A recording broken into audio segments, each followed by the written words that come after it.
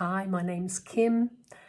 I'm going to talk a little bit more about the new book, Counselling Conversations, 10 powerful interviews with seasoned experts. Chapter 8 is my interview with Dalit Bar.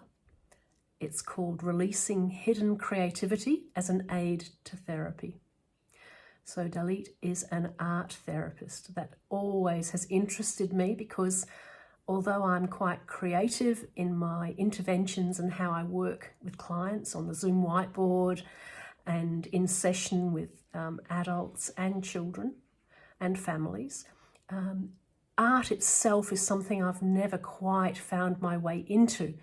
And so it was lovely to learn something from Dalit, and she talked about her journey into art therapy. And she was originally a graphic designer for about 20 years before she became an art therapist. And one of my questions was, when was the first time as a young person did she really connect art and therapy? And she talked about how she went through a difficult time, some sad feelings, and decided to paint herself, so to do a self-portrait. And she found that reflecting on the process and what was happening when she looked at it at the end from her, challenging emotional state, she found it quite helpful and insightful. Anyway, after 20 years as a graphic designer, she studied art therapy, did a couple of different courses, and began doing some volunteer work in hospitals, community centres, and was really witnessing with a mature person's eyes what was happening as people who often claimed to be not artistic began to have a therapeutic healing benefit from art therapy, the process.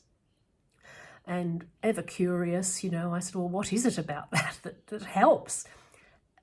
From her point of view, Dalit said it was definitely the gaps that are created in the therapy, where after the creative act itself, the therapy makes time to stop and pause and see what is going on inwardly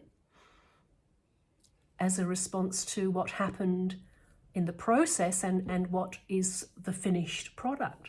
It's this mixture of everything, and it's not that there's an artistic piece produced, of course.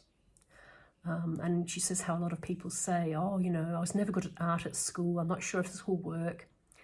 And she has to explain that it's not about making something that's a perfect piece of art. She always begins her counselling with 10 minutes of meditation with her clients.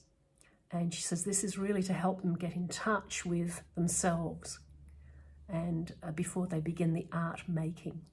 She also contributed a case study, which is really very insightful as well. So I do hope that you enjoy reading Chapter 8, Releasing Hidden Creativity as an Aid to Therapy, my interview with Dalit Bar.